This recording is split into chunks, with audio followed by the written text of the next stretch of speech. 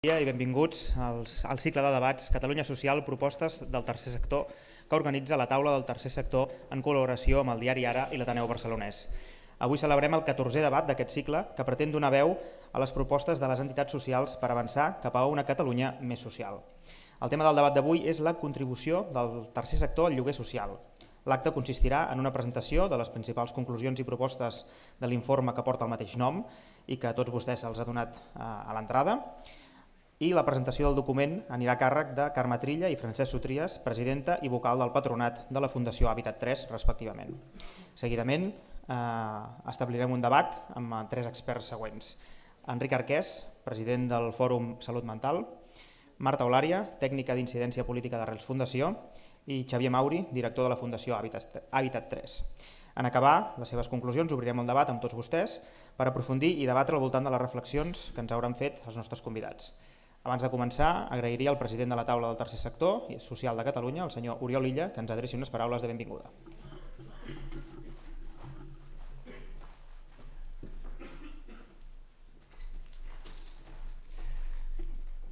Bon dia a tots i a totes. Gràcies per ser aquí. Gràcies, Albert, per la predisposició a moderar el debat i, sobretot, a explicar una mica millor quines són les propostes del tercer sector. Sabeu que, com amb tants altres temes socials, quan deixen d'aparèixer a la premsa, un dia sí, dia també, sembla que aquests problemes desapareguin i no és així. I en el cas de l'habitatge és molt evident. Els últims anys ha estat malauradament notícia pels desnonaments, ara no ho és tant, però el problema persisteix i la factura social encara no està pagada. Nosaltres fem aquests debats, aquest és el 14è, com deia l'Albert, per explicar quines són les propostes del tercer sector social, per explicar millor la feina que es fa i per pensar-nos també, és a dir, per posar en debat una mica aquelles coses que fem i com podem millorar-les, sabent que al final el nostre objectiu és atendre les necessitats de les persones. I en primer lloc vull agrair a les persones que han fet possible l'estudi, la Carme Trilla, presidenta d'Hàbitat 3, el Francesc Sotries i el Carles Cervera, i també a l'Ateneu Barcelonès i al diari Ara per fer-nos anfitrions de l'explicació de l'informe. Només molt breument per explicar-vos els tres elements que em semblen rellevants d'aquesta jornada, abans de demanar-vos disculpes i excusar-me perquè hauré de marxar tot just acabi la presentació i no em podré quedar. La primera és què representa el tercer sector en matèria d'habitatge, en quin punt estem i en quin punt volem estar. Segons l'enquesta que van contestar les entitats que en formen part de la taula, avui el tercer sector social a Catalunya gestiona 1.522 habitatges on hi viuen més de 7.000 persones. Aquestes 100.000 persones que viuen en aquests 1.522 habitatges són persones molt vulnerables. Per tant, això ens ajuda a explicar una mica la importància que té el tercer sector social i la importància que té l'habitatge en les polítiques socials. Si hi ha una tendència a nivell de països europeus, als països més avançats, és que els poders públics, l'administració pública, està transferint aquests habitatges a les entitats socials. I això és així perquè el benefici que se'n produeix i que se'n deriva és molt superior que el no estrictament derivat només de l'habitatge. Cal tenir en compte, i em remeto a aquestes 7.000 persones que hi viuen en aquests habitatges gestionats per entitats socials, que són persones vulnerables i que al voltant de la seva necessitat d'habitatge tenen incorporades altres tipus de necessitats. Per tant, l'acció d'acompanyament de les entitats les fa ser molt més efectives, molt més eficients, amb un impacte social molt més elevat. Per això la transferència d'aquest habitatge social des de l'administració pública a les entitats socials és un element molt rellevant. Aquí hi ha la segona idea que us volia traslladar. El tercer sector social, les entitats socials de base local, són i han de ser en el futur un aliat, un còmplice de les polítiques d'habitatge de les administracions públiques. I nosaltres ho hem pogut veure amb la Constitució d'Hàbitat 3, on amb el darrer any hem pogut gestionar, després la Carme us ho explicarà en més detall, però quasi 150 pisos on s'hi allotgen més de 470 persones. L'impacte que té aquesta col·laboració entre l'administració pública i les entitats del tercer sector, en aquest cas Hàbitat 3, acaba sent molt beneficiosa i acaba repercutint o acaba optimitzant el que són els recursos públics. Deia que aquest volum d'habitatges que gestiona el tercer sector social són clarament insuficients. A algú li pot semblar que 1.522 habitatges són pocs. Per nosaltres qualsevol pis és una batalla, aconseguir-lo, gestionar-lo, acompanyar-lo, i per tant són 1.522 habitatges que no haguessin existit sense la presència d'aquestes entitats. Però en cal molt més a curt i mig termini, és a dir, abans de 24 mesos en necessitarem 770 habitatges més, i això ens remet que la demanda social encara continua sent elevada i que, per tant, encara que no surti com a titular en molts mitjans la necessitat de solucions habitacionals, continua sent un dels problemes greus de la nostra societat per resoldre. Ho lligo també amb un dels temes que últimament, aquests últims dies, també mediàticament ha sortit, que és el tema de la pobresa energètica. El 45% de les llars que gestionen entitats socials, és a dir, quasi la meitat, paguen menys de 300 euros al mes. Quasi la meitat, un 45% exactament, i un 13% no pot fer front a la despesa que suposa el lloguer. Això vol dir que la despesa en aquestes quantitats, en aquestes xifres dels subministraments és elevadíssima. Poder pagar i fer front, encara que sigui amb un consum molt baix de l'aigua, de la llum i del gas, amb aquestes quantitats de què parlem, és realment un fet molt complicat. Per tant, la pobresa energètica continua sent un problema al nostre país, i el que hem d'aconseguir és fer que els recursos que n'hi ha disponibles puguin finalment impactar sobre la gent que ho necessita. I l'última idea, jo crec que reivindicar les polítiques d'habitatge social no ens hem de cansar de fer-ho mai, ho portem fent molts anys i les entitats que hi heu estat treballant en sou plenament conscients, però hem de defensar-ho no només perquè és allò que fem o que fan les entitats i que fan bé, sinó perquè al final és garantia de cohesió, és garantia de justícia social, és garantia d'equitat, és garantia també d'autonomia personal pels usuaris i les persones que són finalment destinatàries d'aquests pisos, i per tant la nostra obligació també amb actes com el d'avui és reivindicar les polítiques d'habitatge social, sent conscients que som el país que està a la cua de la Unió Europea en matèria de parc d'habitatge social. I per tant l'última idea, lligada amb aquesta anomalia que suposa ser un dels països, el país que està a la cua en part d'habitatge social, és saber ser conscients que avui, segons dades de la Generalitat, amb el cens de pisos buits, encara hi ha 45.000 pisos buits en mans de les entitats financeres, 45.000 pisos reconeguts per les pròpies entitats. Això no és cap enquesta ni cap projecció, sinó 45.000 pisos que estan registrats al cens d'habitatges buits i que, per tant, aquí hi ha una gran feina a fer i una gran responsabilitat a assumir. Tenir un parc tan immens d'habitatge buit, òbviament és un inconvenient més quan hi ha la demanda social. Nosaltres estem plantejant que necessitem a curt termini 770, però també pels problemes que genera tenir un parc tan gran durant tant temps d'habitatge buit, amb totes les conseqüències que provoca. El manteniment d'aquests edificis, la seguretat, etc. Per tant, un dels reptes, si voleu, més macro, és aconseguir, amb tots els instruments que tinguin les administracions públiques i en les quals nosaltres ja estarem al seu costat, és aconseguir que una part important d'aquest parc d'habitatge buit pugui complir la funció social, perquè ara mateix no en compleix cap. Per tant, tots aquests reptes no han desaparegut, al contrari, hem estat molts anys fent exactament el contrari del que les entitats socials reclamaven, que és fent fora a persones del seu espai d'intimitat, el primer espai que et dona l'autonomia i la seguretat, que és la llar. Ara toca començar a treballar amb força, sabent que el repte és complicat, però tenim l'obligació de fer-ho i sabent que quan ho fem, i les entitats socials han demostrat aquests anys amb la gestió d'habitatge social, que l'impacte és molt positiu, no només pels usuaris, sinó pel conjunt de la societat. Agrair-vos a tots, a Habitat 3, a la Carme, a tot l'equip que ha estat treballant en aquest estudi, a totes les entitats que en el seu moment vau contestar l'enquesta. A vegades es fa una mica pesat això de contestar enquestes, però penseu que el resultat de destinar-hi pocs minuts a respondre-la és molt gran, ens permet tenir eines objectives per saber quina és la necessitat del tercer sector i en particular en aquest cas l'habitatge. Us agraeixo a les entitats que heu respost a l'enquesta i per descomptat a totes les que feu gestió d'habitatge social. Moltes gràcies, bona feina i fins aviat.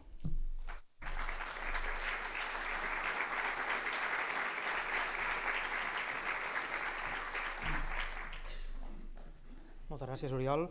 I ara, Carme Trilla i Francesc Sotries, presidenta i vocal del Patronat de la Fundació Habitat 3, respectivament, ens presentaran breument el contingut d'aquest estudi i ens plantejarà alguns dels interrogants o qüestions que posteriorment comentarem en el debat.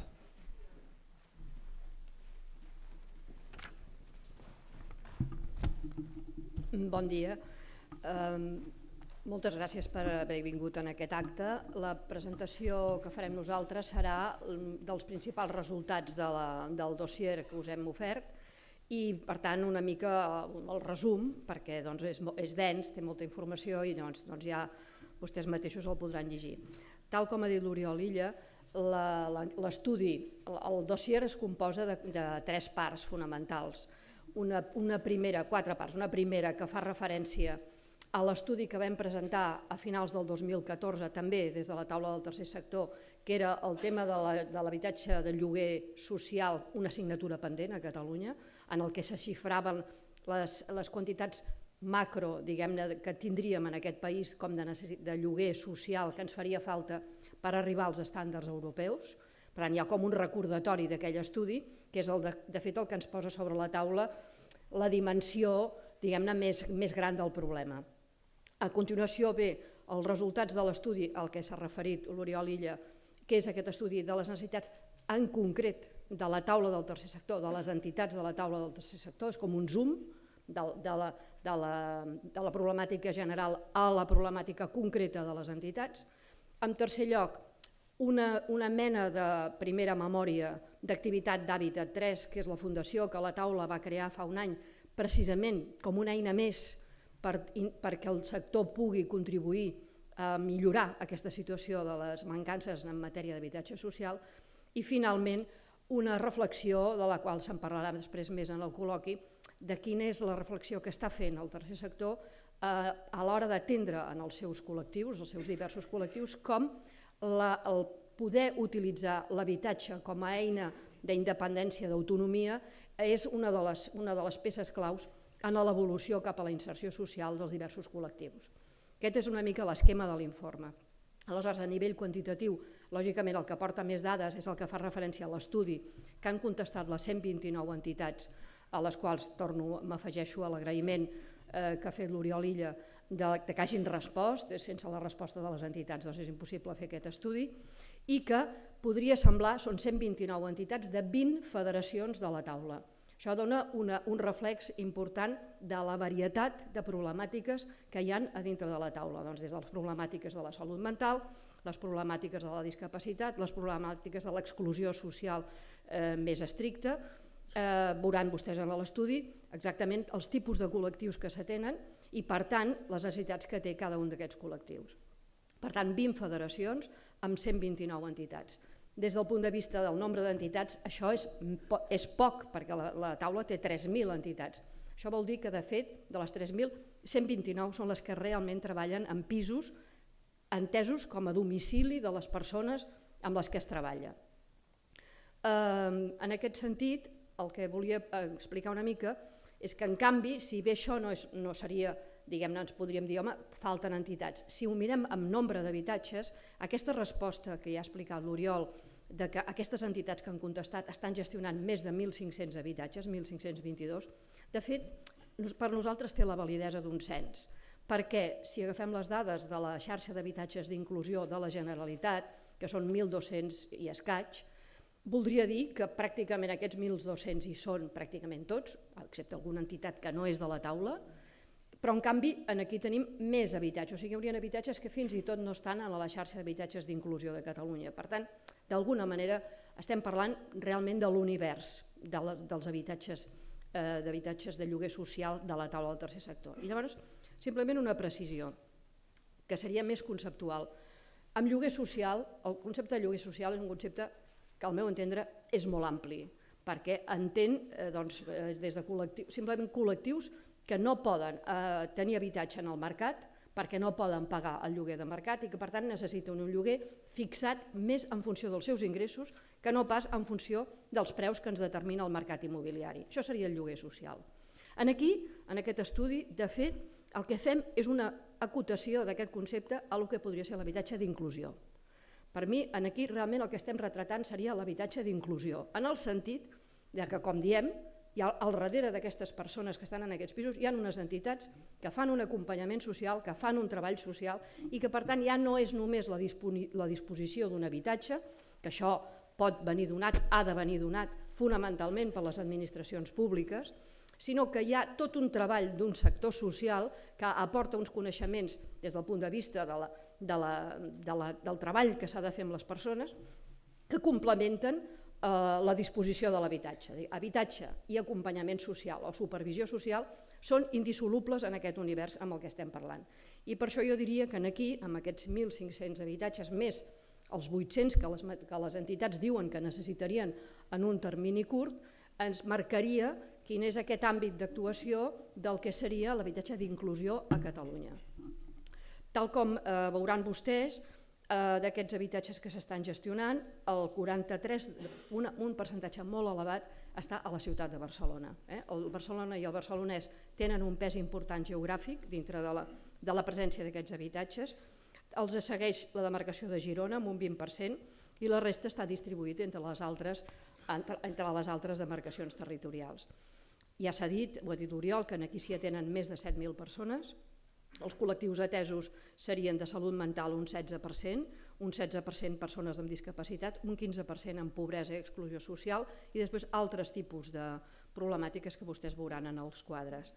Un 31% d'aquests habitatges provenen del lloguer en el mercat privat. D'aquests habitatges que tenen les entitats, d'on provenen? Un 31% venen del mercat privat, llogats, un 25% són cedits per privats, un 18% són cedits pel sector públic i un 17% són propietat de les mateixes entitats. Això és avui en dia. El 46% són d'ús familiar, és a dir, que hi viuen famílies, amb l'acompanyament corresponent, però hi viuen famílies, un 33% són compartits i un 21% unipersonals. Un 45% de les llars que viuen en aquests pisos paguen rendes inferiors a 300 euros mensuals i un 13% no paga res. Els problemes que més preocupen a les entitats en relació a la gestió d'aquests habitatges són el finançament, principal preocupació, com es pot comprendre. El segon, la mateixa tasca d'acompanyament social dels usuaris és una de les preocupacions. I la tercera, per ordre d'importància, l'acompanyament en aquesta cosa que últimament va adquirint cada vegada més importància, que és l'acompanyament en la formació i la inserció laboral. Són els tres grans àmbits de preocupació de les entitats. Pel que fa a com es financen les entitats per fer efectiva la seva feina, la primera font de finançament són les subvencions públiques via convenis i els contractes amb les administracions. En tercer lloc hi haurien els recursos propis obtinguts de donacions privades o de campanyes, etc. I bé, pel que fa a les entitats que necessiten habitatges en el futur, són 102 les que han dit que en necessitarien en el futur i aquestes noves necessitats es tornen a situar de manera bastant important a la ciutat de Barcelona, també a la demarcació de Girona i a la resta de demarcacions en menor proporció. En el dossier hi ha el detall de tots els municipis amb els habitatges sol·licitats per municipis, hi ha el mapa i també les característiques d'aquests habitatges. Predominen les demandes de pisos d'una habitació i de 3 habitacions, o sigui, una mica l'habitatge destinat a la persona sola i després, en canvi, l'habitatge més familiar. Serien els dos models més demandats. I les superfícies mitjanes estan entre els 30 i els 90 metres, com és lògic. I els lloguers que aquests habitatges haurien de tenir, entenent per lloguer el màxim que les famílies podrien pagar, es mouria entre el 66%, entre els 200 i els 400 euros mensuals, però n'hi ha que estan clarament per sota dels 200 euros. I hi ha un últim apartat de l'estudi que preguntava si aquestes entitats, en aquestes necessitats futures que tenen, pensarien en poder comprar habitatges. Això és una pregunta, diguem-ne, intencionada, en el sentit que estem veient que en el diàleg amb les entitats financeres la possibilitat d'obtenir pisos d'aquests buits, que es referia a l'Oriol Illa, els 45.000 pisos buits, la possibilitat d'obtenir pisos està sent molt difícil per la via de la cessió. Aleshores, d'alguna manera, està sobre la taula la idea de si són habitatges a través del dret de tempteig i retracte que va introduir la Generalitat aquest any passat, o bé directament en compres directes, si havent-hi habitatges a preus realment socials, seria possible la compra per poder-los destinar a un parc de lloguer estable en el temps i de més solidesa en el futur a Catalunya, com seria que les entitats disposessin d'aquests habitatges. I sí, hi ha 27 entitats que contesten que sí, que tindrien interès, que podrien comptar amb un 30% de fons propis, un 8% de donacions privades, un 22% amb ajuts públics i un 41% de finançament a l'IE. Bé, entenem que disposar d'aquestes dades quantitatives i qualitatives de l'activitat del tercer sector en aquest àmbit i conèixer de forma concreta els problemes de les entitats que les entitats afronten ajuda a facilitar les necessàries relacions público-privades en aquest camp. I, per descomptat, la constatació de que aquests nous habitatges que les entitats manifesten que necessiten existeix, hauria de ser la base, per nosaltres ja ho és, com a Habitat 3 ja ho estem fent, la base de diàleg amb les mateixes administracions públiques, però també amb les entitats financeres i també amb la societat en el seu conjunt, d'aquesta responsabilitat col·lectiva de destinar els recursos que tenim disponibles a aquesta finalitat social que és la de l'habitatge, en aquest cas d'inclusió, o l'habitatge de lloguer social d'una forma més general. Aquests serien les principals dades, diguem-ne, de l'estudi que els hi presentem. Moltes gràcies.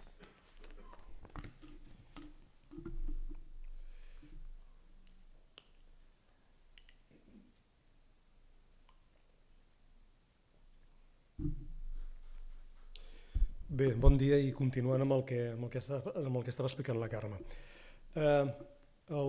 De la lectura de l'estudi i en el moment de la seva elaboració a nosaltres ens han suscitat algunes qüestions tan relatives al coneixement d'aquesta demanda que s'aflora com a la seva provisió que bé, com vostès veuran en el propi estudi constata que aquesta és una demanda residencial en certa manera bastant desconeguda en el sector de l'habitatge i per tant el coneixement d'aquesta demanda és clau perquè es pugui incorporar de manera adequada als estudis de demanda destinats als habitatges de polítiques socials en la terminologia actual de la llei del dret a l'habitatge. I entenem que aquest és un moment idoni per fer aquestes reflexions per raons de tots coneguts. D'una banda, s'acaba d'obrir el meló de la refosa i millora de la legislació catalana en matèria d'habitatge a partir de la llei 24/2015. Diferents pronunciaments parlamentaris, alguns en forma també de llei, demanen que evidentment el pla territorial, que ara sí que sembla que està a la cantonada, té que redefinir per força els àmbits de demanda residencial forta i acreditada i que en aquest procés es té que identificar de manera exhaustiva i precisa, diu les problemàtiques, totes les problemàtiques d'habitatge, hi ha una moció del Parlament que diu les que són, però diu entre d'altres, per tant és una llista oberta i per tant una reflexió de contingut de demanda residencial del tercer sector en relació a la seva provisió enteníem que era absolutament transcendent. En aquesta mateixa lògica s'acaba de constituir aquest any passat l'acord de creació del Fons d'Habitatge de Lloguer destinat a polítiques socials, també fruit del debat polític, que diu, entre altres coses, en els antecedents, que la creació del fons s'ha d'acompanyar evidentment d'un estudi de necessitats reals de les persones i famílies, de tots els components de demanda de la gent que té dificultat d'accés a l'habitatge i que la dotació d'aquest fons s'incorporarà també als habitatges d'inserció i que la gestió també, si s'escau, a banda de la gestió directa per part de l'administració, podrà fer-se mitjançant signatura amb entitats socials sense ànim de lucre, és a dir, entre d'altres amb el tercer sector. Per tant, a més, els instruments de la cessió per 3 anys dels habitatges buits que s'han detectat a través del cens, etc., en municipis on hi hagi una família amb exclusió social residencial, és a dir, no estrictament en relació als àmbits de demanda territorial forta i acreditada, fan que entenguéssim que el moment és idoni per plantejar no només l'estudi, sinó algunes qüestions vinculades a les polítiques públiques d'habitatge. Aquí és el que jo, en uns breus minuts, els que em queden, intentaré posar sobre la taula després que n'hem parlat, evidentment, amb la Carme. Evidentment, sense un coneixement profund de la demanda, difícilment es podrà proveir. Això és una obvietat. Entenent que la seva provisió, si són habitatges destinats a polítiques socials, forma part del servei d'interès general que té que regir l'activitat de l'administració. Per tant, això implícitament és una obligació d'actuació dels poders públics. Ara bé, aquesta demanda és una demanda molt capil·lar que no correspon necessàriament amb els municipis de demanda residencial acreditada.